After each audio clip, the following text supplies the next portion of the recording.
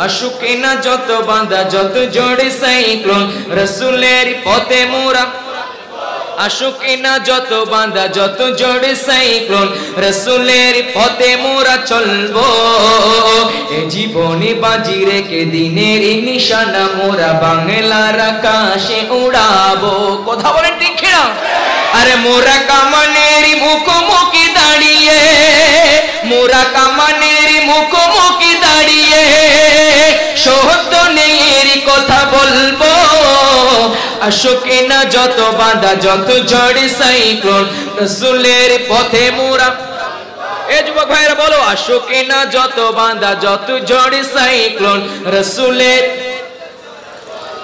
এ জীবনে বাজি রেখে দিনের নিশানা মোরা বাংলার আকাশে উড়াবো আল্লাহর নবীর পতাকা আমরা উড়াতে চাই কি চাই না সবাই বলেন চাই কি চাই না আরে হযরতে শাহে জালাল আজকে তো শাহে পরানের মাজারে বাঙ্গা হয়েছে মাজারের মধ্যে হামলা করা হয়েছে শাহে জালালের মাজারের মধ্যে হামলা করা হয় আমার যুবকরা জানে না আজকে যারা হামলা করছে তারা হয়তো জানে না তারাও এই জমিনের মধ্যে এসেছে নিজের স্ত্রীকে ছেড়ে দিয়ে পুত্রকে ছেড়ে দিয়ে মা ছেড়ে দিয়ে পরিবার ছেড়ে দিয়ে দেশ ছেড়ে দিয়ে রাষ্ট্র ছেড়ে দিয়ে আজকে বাংলার জমিনে কদম রেখেছেন আজকে এই বাংলার জমিনে কদম রেখে বাংলার প্রত্যেকটা ইঞ্চি ইঞ্চি মাটিতে ইসলামকে জিন্দা করে দিয়েছেন আমার নবীর আদর্শকে জিন্দা করে দিয়েছেন আজকে যদি শাহে জালাল ইয়ামানি না আসতো শাহে পরান ইয়ামানি যদি না আসতো খোদা কি কসম আজকে যারা মাজার ভাঙতেছে খবর নিয়ে দেখ তোদের বাবা লেংটি পড়েছিল ধুতি পড়েছিল আজকে তোদের বাবাকে লেংটি থেকে খুলে পাঞ্জাবি পরিয়েছেন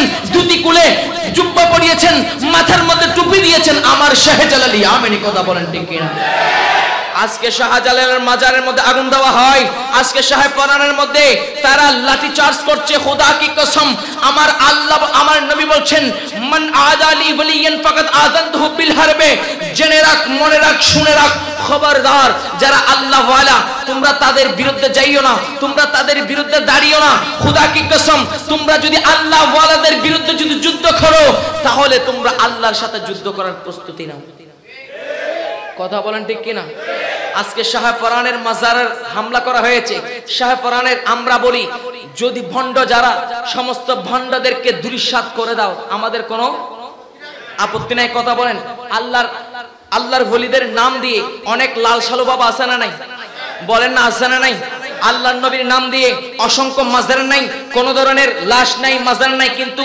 বড় বড় দালান করে তারা ব্যবসা বাণিজ্য শুরু করে দিয়েছেন কথা বলেন ঠিক কিনা এরকম ভণ্ডদেরকে কেন্দ্র করে এই ভণ্ডরা মদের আসর জুয়ার আসর বিভিন্ন জেনা ব্যভিচারের আসর করেছেন কথা বলেন ঠিক কিনা আমার মুরব্বী বাবারা মাফ করবেন এরকম অনেক ভণ্ডের মাজার ভণ্ড মাজারের নাম দিয়ে অনেক বেহায়াপনার তারা উল্লাস করছে অনেক নর্তকী এনে সেখানে রাত দিন তারা নাচ গান করছে এই ধরনের অনুষ্ঠানগুলো এই সব ধরনের বেহায়াপনাগুলো অনেক বড় বড় নাইট ক্লাবকেও হার মানিয়েছে কথা বলেন ঠিক কিনা আমার যুবক ভাইরা বলেন ঠিক কিনা আমরা বলি যত এরকম ভণ্ড আছে যত লাল সালু বাবা আছে যেখানে শরীয়তের কোনো পাবন্দি নাই যেখানে কোনো শরীয়তের চর্চা নাই সেগুলোকে ভেঙে গুড়িয়ে দাও আমাদের কোনো সমস্যা নাই যদি শাহে জালাল ইয়ামানির গায়ে যদি হাত দেওয়া হয় হযরত শাহে পরান ইয়ামানির মাজারে যদি হামলা করা হয় মনে রাখবা বাংলার জমিনে আমরা ইসলাম পেয়েছি শাহে জালালের বদৌলতে বাংলার জমিনে আমরা ইসলাম পেয়েছি শাহে পরানের বদৌলতে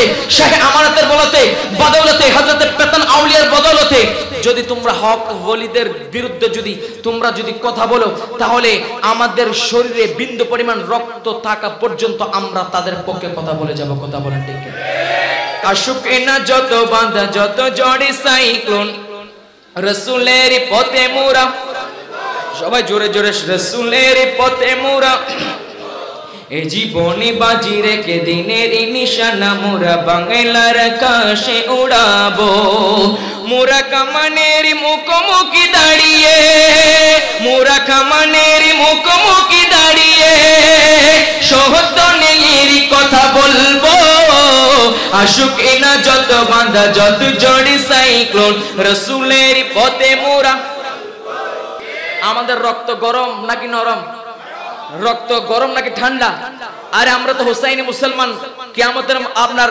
ময়দানে কারবালা থেকে শিক্ষা নিয়েছি, মুসলমান যত বড় বিপত্তি আসুক না কেন, যত পরিস্থিতি বিপক্ষে যাক না কেন, আমরা সদা সর্বদা হকের পক্ষে কথা বলবো। কথা বলেন ঠিক কিনা?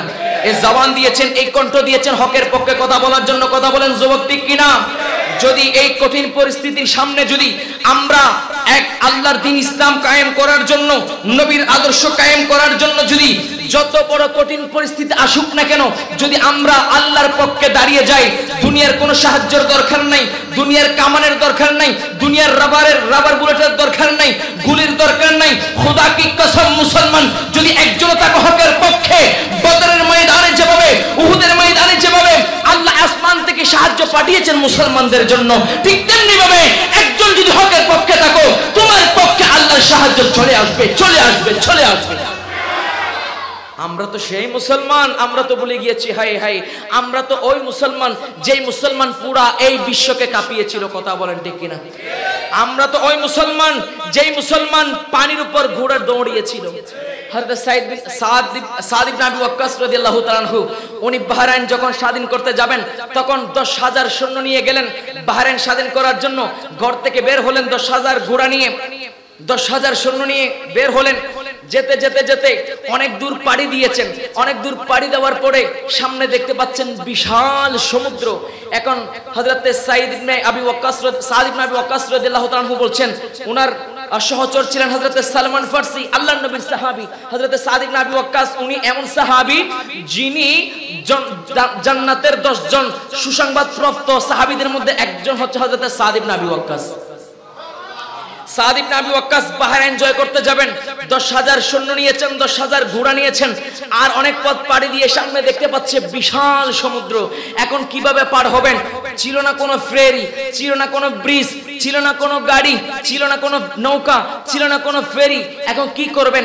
হযরত সাদ ইবনে আবি ওয়াক্কাস বলছেন, হাই হাই। এখন সালমান ফারসির সাথে পরামর্শ করলেন, ভাই কিভাবে এই সমুদ্র পার হব? এখন আমরা কিভাবে যাব এত দীর্ঘ পথ? তখন হযরত সালমান ফারসি বলে, এই আমরা না ওই নবীর কালিমা পড়েছি, আমরা না ওই আল্লাহর উপর বিশ্বাস রাখি যিনি সমস্ত কায়নাতের উপর, যিনি সমস্ত কিছুর উপর খবরদারি রাখেন, যিনি সমস্ত কিছুর উপর কর্তৃত্ব রাখেন।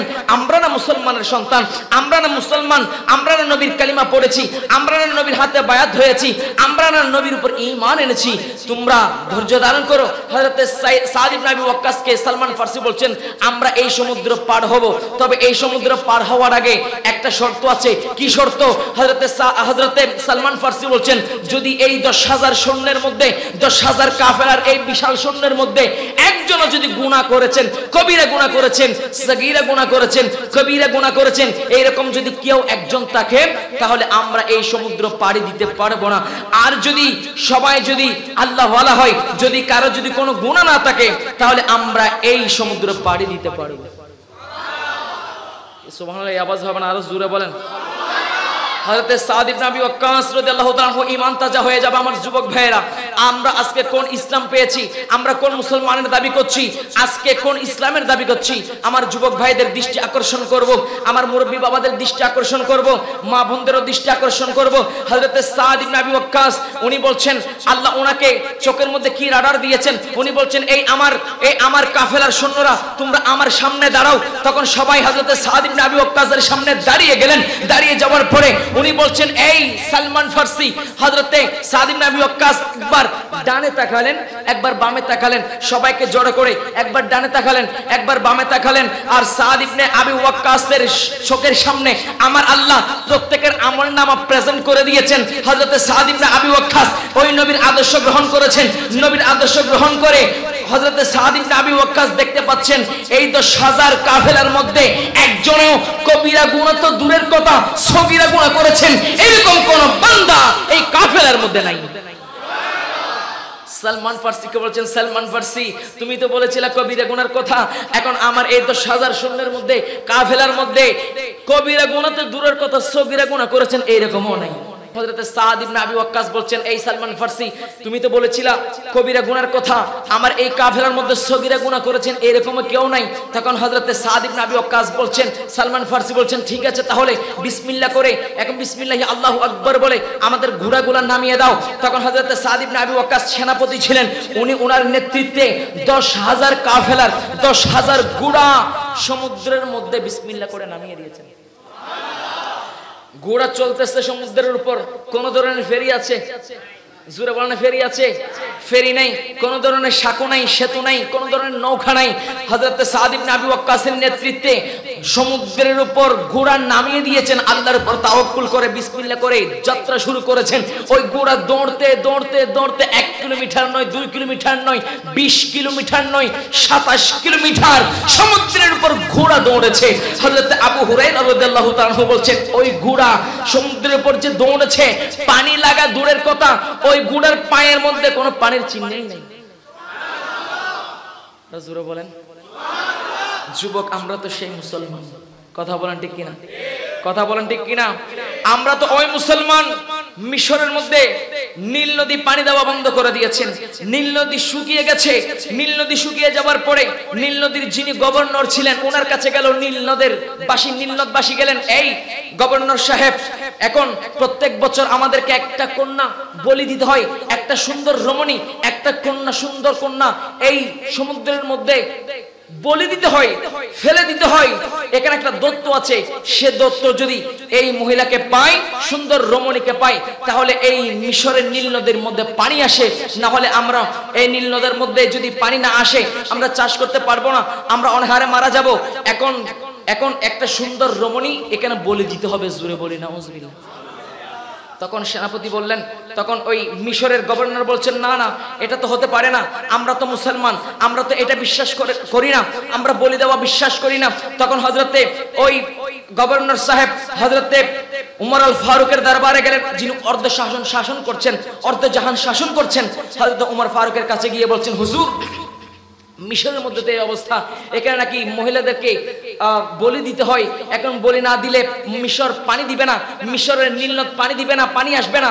তখন হযরতে উমর আল ফারুক রাদিয়াল্লাহু তাআলা বলছেন, আচ্ছা ঠিক আছে, তোমার কোনো টেনশন করার দরকার নাই। হযরতে সাইয়েদনা ফারুক আযম রাদিয়াল্লাহু তাআলা উনি কেমন যুবক, উনি কেমন নবীর আদর্শ গ্রহণ করেছেন, উনি কোন নবীর আদর্শ গ্রহণ করেছেন? উনি কলম নিয়ে একটা চিঠি নিলেন, কলম নিলেন, আর চিঠির মধ্যে লিখলেন, এই নীল নদ তোমাকে সৃষ্টি করেছেন আল্লাহ, আমাকে সৃষ্টি করেছেন আল্লাহ।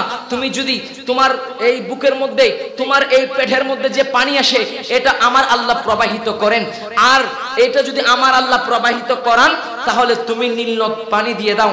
আর যদি তুমি নীল নদ তুমি যদি নিজে পানি দাও, তাহলে এই নীল নদের মধ্যে পানি দেওয়ার দরকার নাই। যদি আমার আল্লাহ তোমার মধ্যে পানি প্রবাহিত করান তাহলে তুমি এই নীল নদের মধ্যে পানি দিয়ে দাও। হযরত সাইয়েদনা ফারুক আজমের কেমন হাইবত ছিলেন,